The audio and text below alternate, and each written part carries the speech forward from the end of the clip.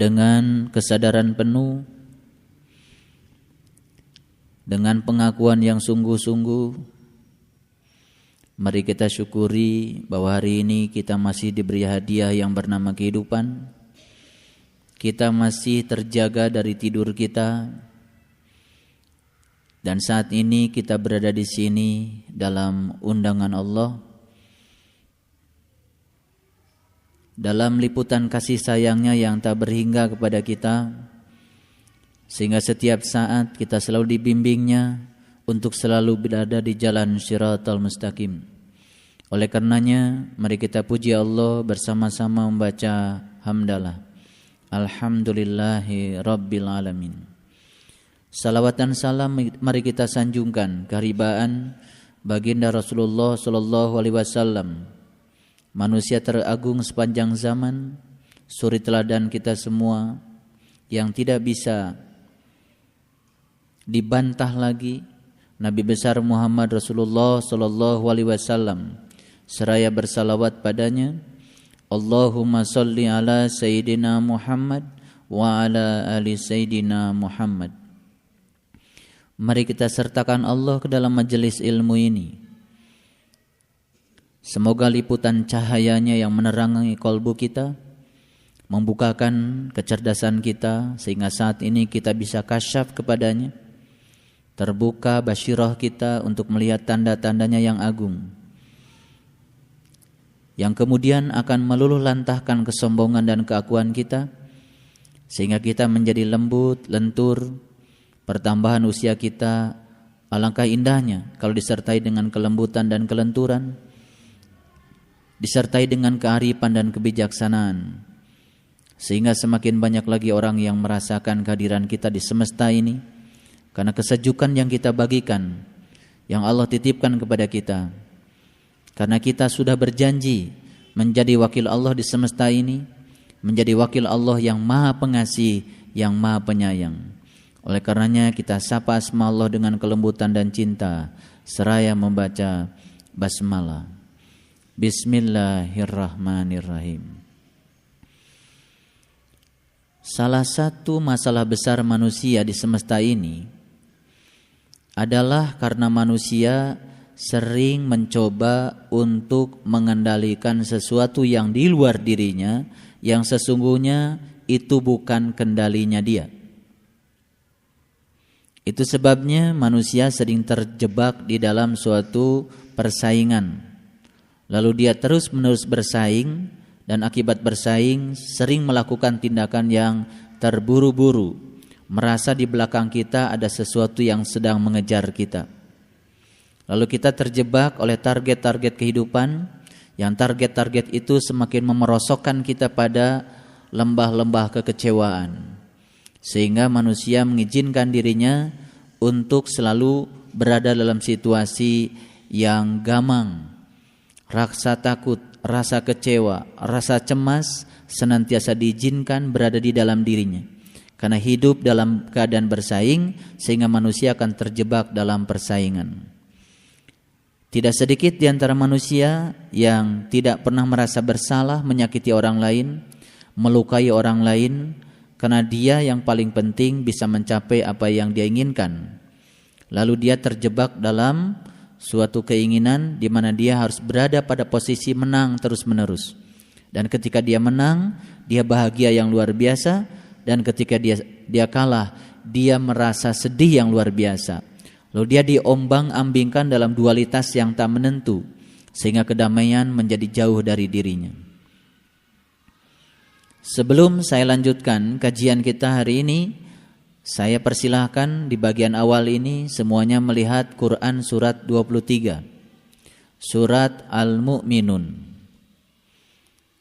Al-Mu'minun itu artinya orang-orang yang beriman. Semoga kita sudah termasuk yang di dalamnya, orang-orang yang beriman. Di awal pertemuan ini saya akan mereview sedikit satu ayat yang sangat luar biasa di Quran surat Al-An'am. Allah berfirman, allazina atainahumul kitab ya'rifunahu kama ya'rifuna abna'ahum.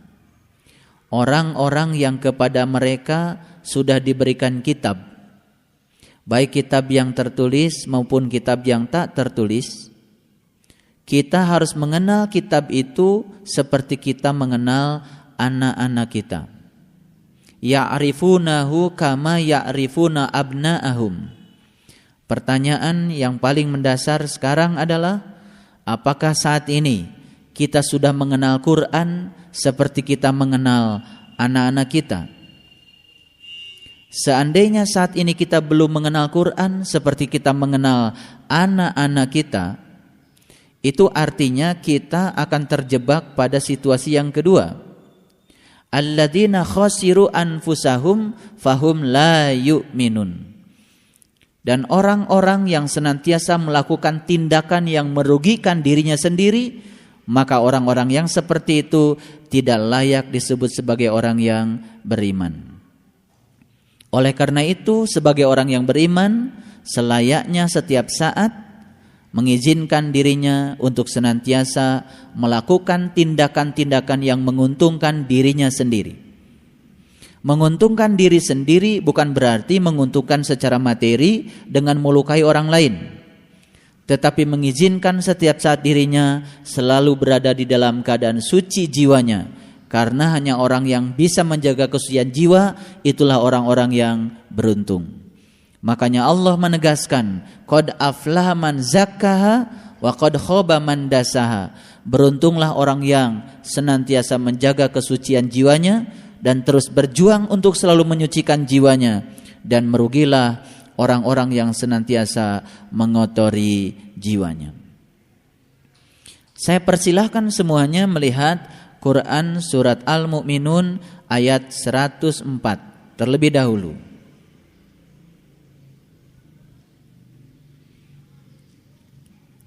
Surat yang ke-23 ayat 104.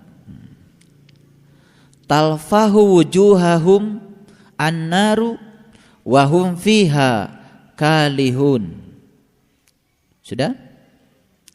Talfahu wujuhahumun nar wa hum fiha kalihun. Muka mereka dibakar api neraka. Saya mau tanya, kira-kira muka siapa yang dibakar api neraka? Ya tentu saja mukanya orang-orang yang mengizinkan mukanya terbakar. Siapa orang yang mengizinkan mukanya terbakar? Ya tentu saja orang-orang yang mengizinkan dirinya ya terlukai ketika dilukai orang lain. Orang-orang yang mengizinkan dirinya terbakar ketika dibakar orang lain. Contoh yang sederhana, orang-orang yang mengizinkan dirinya marah ketika dimarahi orang lain. Orang yang mengizinkan dirinya sakit hati ketika disakiti oleh orang lain. Ini perwujudan dari orang-orang yang belum bisa berkuasa di bumi kecilnya karena dia masih sering menjadi orang lain. Artinya dia sering menggadaikan dirinya menjadi orang lain, tidak menjadi dirinya sendiri. Artinya dia sering menjadi berubah dengan apa kata orang tentang dirinya. Nah, orang yang semacam ini artinya orang yang belum berkuasa penuh di bumi kecilnya. Semoga kita hari ini sudah menjadi orang-orang yang damai, yang tentram, karena kita sudah bertanggung jawab sepenuhnya atas diri kita sendiri. Kebahagiaan itu tidak bergantung pada yang di luar diri kita, karena sepenuhnya bergantung pada situasi yang kita ciptakan di dalam diri kita sendiri. Dan situasi itu sebetulnya bisa diciptakan oleh kita karena kita sudah diberi kuasa untuk menjadi khalifah di bumi kecil kita. Nah, kekuasaan yang Allah berikan selama ini kepada kita tidak kita gunakan sepenuhnya, sehingga kita sering mengizinkan diri kita menjadi apa kata orang tentang diri kita. Nah, di dalam ayat lain Allah menyatakan penghuni neraka itu adalah jin dan manusia. Manusia yang mana yang akan menjadi penghuni neraka? Tentu saja manusia yang mengizinkan dirinya untuk menjadi kayu bakarnya neraka. Saya ingin mengutip satu ayat dulu di Quran surat Al-Lahab. Allah menyatakan tabbat yada abi lahabi watab ma agna anhu maluhu wa ma kasab sayasla nar data lahab wa mraatu hammalatal hatab fi jidiha hablum mim masad. Celakalah kedua tangan Abu Lahab, dan apapun yang diusahakan Abu Lahab tidak akan berguna. Lalu kemudian istrinya Abu Lahab sibuk mengobarkan api, menebarkan kayu bakar. Siapa istrinya Abu Lahab dan siapa Abu Lahab? Abu Lahab itu adalah pamannya Nabi yang sudah diundang oleh Nabi, sudah berbaiat kepada Nabi, tapi ketika diberikan ilmu oleh Nabi untuk mengantarkan dirinya kepada Allah, saking ceteknya itu ilmu, Abu Lahab berkata kepada Nabi, "Ya Muhammad, hanya untuk ini saya dikumpulkan." Dan setelah itu kemudian Abu Lahab menolak mentah-mentah ilmu Allah yang dititipkan kepada Nabi, yang disampaikan kepada dirinya. Makanya celakalah kedua tangan Abu Lahab, bukan kedua kakinya, bukan kedua telinganya, bukan kedua matanya, tapi celakalah kedua tangan Abu Lahab. Ketika Abu Lahab tidak lagi mau menggunakan kedua tangannya untuk memberdayakan dirinya, untuk memberdayakan Al-An'am, maka Abu Lahab akan terjebak pada situasi di mana istrinya menebarkan kayu bakar. Istri itu artinya jasmani, artinya orang yang semacam itu akan kemudian berbalik ke masa lalunya yang lebih buruk. Itu sebabnya satu hari tidak melakukan itu, mundur 40 hari. 2 hari tidak melakukan itu, mundur 80 hari. Berhari-hari tidak melakukan itu, mundur. Artinya keadaan dia jauh lebih buruk dari keadaan dia sebelum berbaiat kepada Nabi. Nah, situasi yang sama mungkin juga terjadi di masa kini. Untuk mereka-mereka yang pernah berbaiat kepada para penerus tugas kerasulan, mereka harus memiliki tanggung jawab yang penuh atas dirinya sendiri. Jangan sampai mengalami situasi seperti Abu Lahab, yang kemudian istrinya, istri itu artinya jasmaninya, dia akan terjebak pada urusan-urusan jasmani yang tiada habisnya. Ketika manusia terjebak pada urusan jasmani, sebenarnya manusia sedang mengizinkan dirinya untuk menebarkan kayu bakar. Otomatis dia dengan sendirinya akan terbakar. Jadi sebetulnya neraka itu bukan urusan nanti saja. Neraka adalah urusan hari ini. Konflik horizontal yang terjadi di negara kita ini karena setiap manusia yang berkonflik mengizinkan dirinya untuk menjadi kayu bakar. Ketika masing-masing mengizinkan dirinya untuk menjadi kayu bakar, dibakar oleh amarah, dibakar oleh kebencian, dibakar oleh isu-isu yang tidak bertanggung jawab, maka manusia dengan sendirinya sedang mengizinkan dirinya menjadi kayu bakar. Suka atau tidak suka, sadar atau tidak sadar, mungkin di antara kita pun sering mengizinkan diri kita untuk menjadi kayu bakar. Kalau kita hari ini masih terkadang kesal, itu artinya kita masih mengizinkan kita jadi kayu bakar. Kita sedang menciptakan neraka di dalam diri kita sendiri. Ada orang lain yang gosipin kita, kemudian kita marah, artinya kita sedang mengizinkan menjadi kayu bakar. Betul? Ada orang lain ngajak untuk memanipulasi data yang menguntungkan diri kita sendiri, itu artinya kita sedang mengizinkan diri kita menjadi kayu bakar. Harusnya kita membiarkan diri kita menjadi air. Makanya beda orang yang di dalam dirinya air dengan orang yang di dalamnya kayu bakar. Orang yang di dalam dirinya air itu sejuk. Makanya surga selalu saja dilambangkan dengan sungai yang di bawahnya air. Karena air itu punya sifat yang lembut, lentur, ya, tidak keras dan tidak kaku. Air itu tidak seperti patung. Semoga kita hari ini sudah menjadi ma'ul hayat, air-air kehidupan yang bukan sekedar menghidupi diri kita sendiri, tapi kita sudah bisa menghidupi banyak orang, mencahayakan diri sendiri dan mencahayakan banyak orang. Jangan pernah mengizinkan diri kita terbakar. Makanya di ayat ini Allah mengatakan talfahu wujuhahumun nar. Muka mereka dibakar api neraka. Banyak orang yang menyangka kalau ini urusan nanti. Ini urusan sekarang. Coba lihat orang yang sedang marah. Serem? Serem. Karena dia mengizinkan mukanya dibakar oleh api neraka. Lalu api nerakanya dari mana? Api nerakanya dari dalam dirinya sendiri. Neraka ada di dalam kok. Mau dihidupkan itu api, ya, mau dimatikan itu api, ya terserah. Ketika seseorang itu jauh dari air, jauh dari kelembutan, pasti dia dekat dengan api. Nah, pertanyaannya sekarang bagi kita sering dekat dengan api atau sering dekat dengan air? Kalau dekat dengan api, kita mudah terbakar. Itu artinya kita sedang mengizinkan diri kita menjadi kayu bakar. Kapan itu? Bukan urusan nanti, itu urusan kita saat ini. Makanya kalau orang sedang marah, wajahnya serem. Semua orang biasanya menghindar, betul. Tapi kalau orang sedang sejuk, wajahnya dirindukan. Semua orang pasti datang, betul. Pertanyaannya sekarang, lebih banyak orang menghindar dari kita atau lebih banyak orang yang merindukan kita? Kalau hari ini keadaan kita masih saja setiap orang takut datang dengan kita, karena takut dengan kata-kata kita, takut dengan perangai kita, artinya kita masih menebarkan kayu bakar. Kita masih menjadi istri-istri dari Abu Lahab. Kalau begitu istri Abu Lahab banyak atau sedikit? Banyak. Adanya kapan? Dulu atau sekarang? Dari dulu sampai sekarang, bahkan sampai yang akan datang.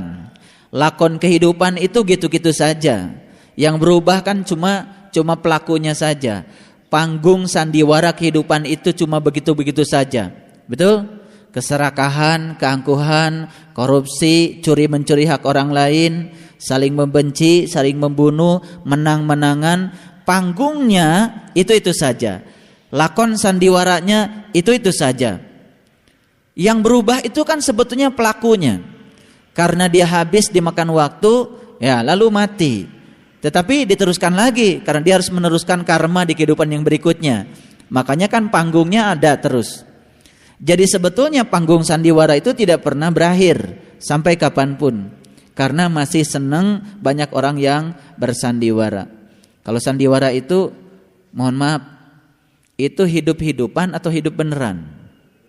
Itu kan hidup-hidupan. Kalaupun beragama, agamanya agama-agamaan. Betul enggak? Kalaupun dia iman, kan imannya iman-imanan. Betul? Ya kalaupun Islam, Islamnya Islam-Islaman. Kalaupun takwa, takwanya takwa-takwaan. Kalaupun dia menyembah Tuhan, yang disembah juga pasti Tuhan-Tuhanan. Bukan yang sungguhan, namanya juga sandiwara. Semua diulang 2 kali dan berakhiran an. Baik, itu pembukaan hari ini. Sekarang kita mulai dari ayat 101. Silakan semuanya melihat ayat 101. A'udzubillahi minasyaitonirrajim. Bismillahirrahmanirrahim. Fa idza nufikha fis-sur fala ansaba bainahum yauma idin wala yatasaalun. Apabila sangkakala ditiup, maka tidaklah ada lagi pertalian nasab di antara mereka pada hari itu, dan tidak ada pula mereka saling bertanya. Kapan ini terjadi?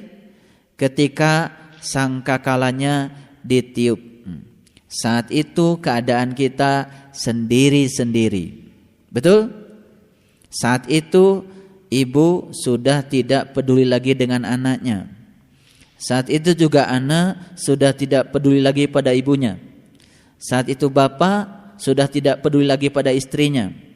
Istri juga tidak peduli lagi sama suaminya. Sendiri-sendiri.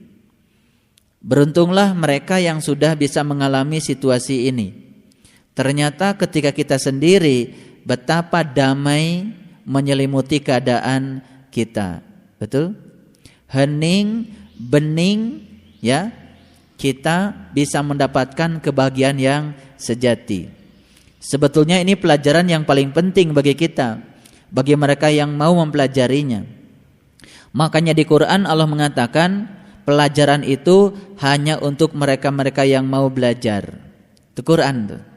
Mereka yang tidak mau belajar sampai kapanpun tidak akan pernah mendapatkan kurikulum untuk belajar. Lalu kehidupannya menjadi sia-sia. Setiap peristiwa yang terjadi dalam kehidupannya tidak pernah memberikan tambahan nilai. Beruntunglah orang-orang yang beriman, yaitu orang-orang yang tidak pernah melakukan tindakan yang merugikan dirinya sendiri. Setiap saat dia selalu diuntungkan oleh peristiwa. Sekalipun peristiwa itu menyakitkan bagi dirinya, tetapi bagi orang yang beriman peristiwa itu selalu saja menambahkan kesucian jiwanya. Oleh karena itu, bagi orang yang beriman, dapat sesuatu dan hilang sesuatu, dua-duanya sama berkontribusi untuk menyucikan jiwanya. Makanya dia selalu beruntung. Orang yang tidak beriman, sudah hilang sesuatu, marah lagi. Setelah marah, kesel lagi. Dia sedang menodai jiwanya sendiri dengan titik-titik yang kotor, yang disebut dengan sampah-sampah spiritual. Oleh karenanya, semakin hari bukan semakin suci jiwanya, semakin kotor. Orang yang kotor jiwanya tidak pernah bisa menyayangi. Orang yang kotor jiwanya tidak pernah bisa mengasihi. Orang yang kotor jiwanya tidak memiliki kepedulian. Orang yang kotor jiwanya tidak memiliki kepekaan. Orang yang kotor jiwanya tidak memiliki tanggung jawab. Orang yang kotor jiwanya tidak memiliki kejujuran. Orang yang kotor jiwanya hanya mementingkan dirinya sendiri.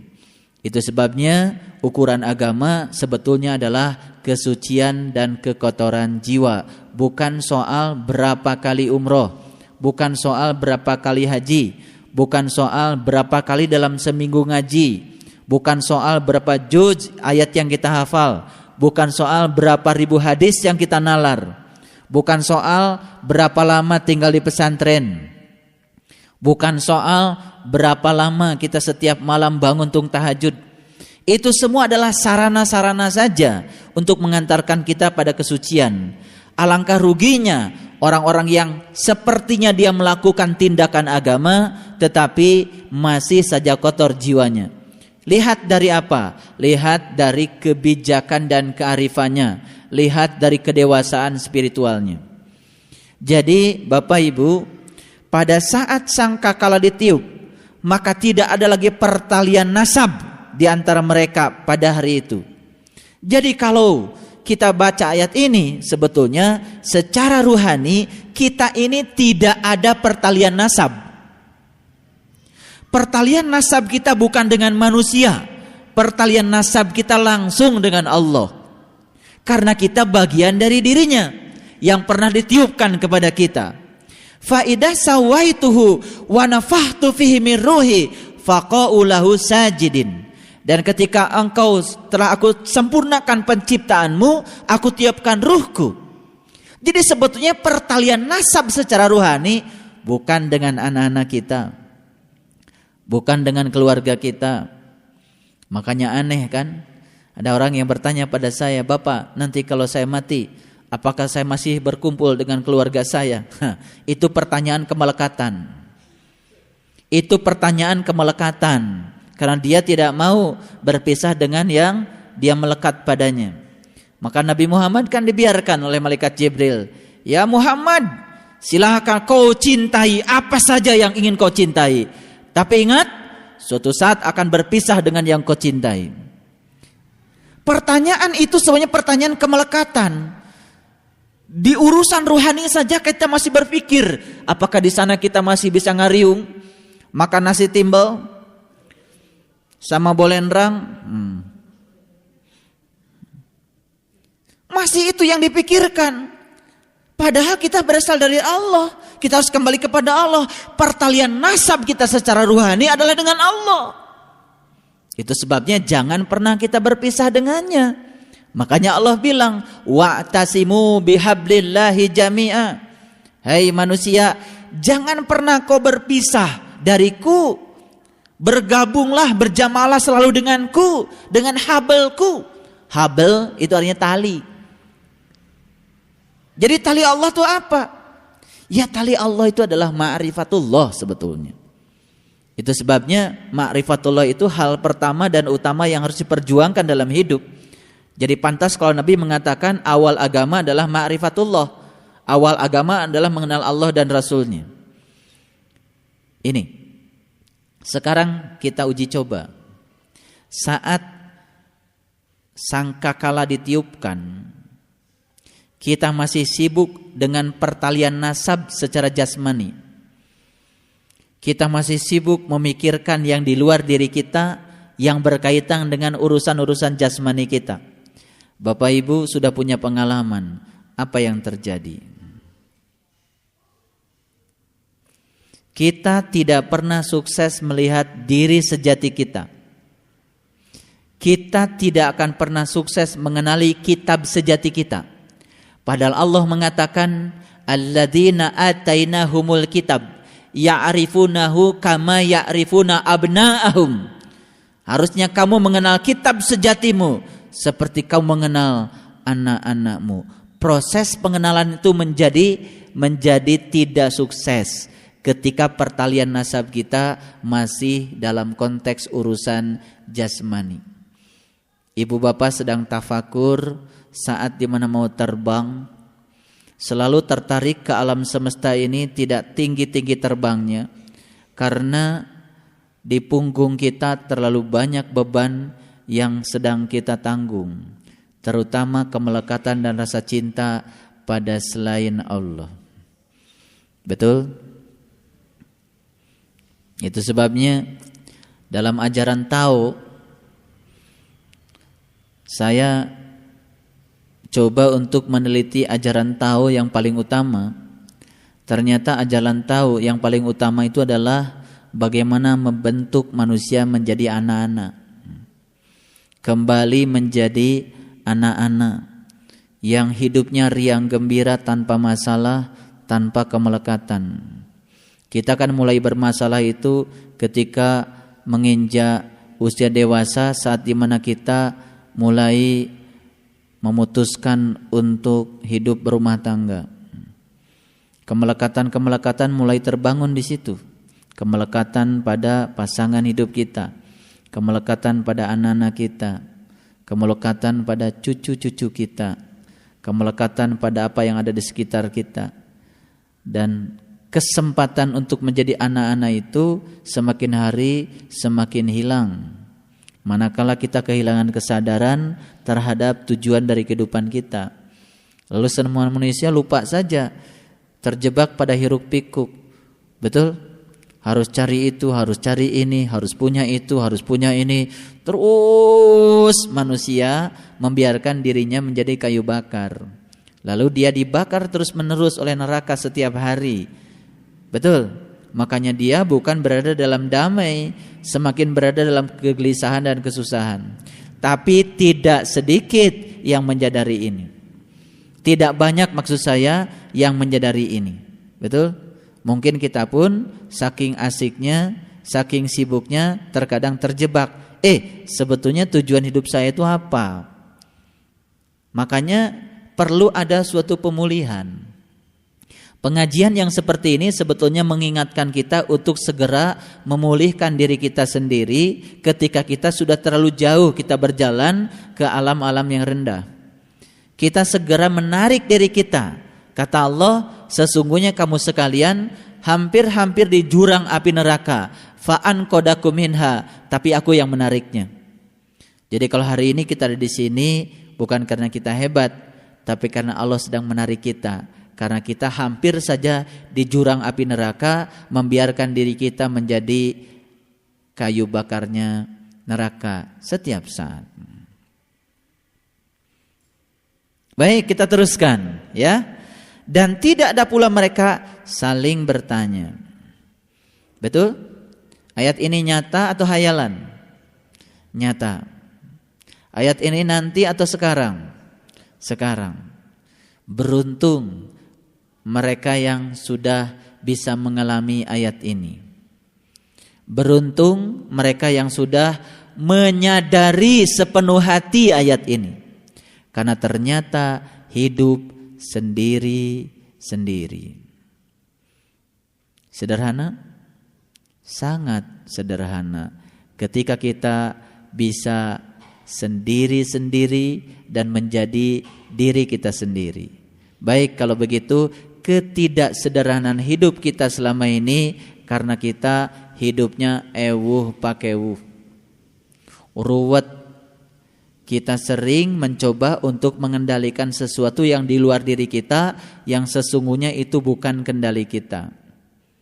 Dan kita sering memaksa orang lain supaya mengikuti apa yang ada di pikiran kita.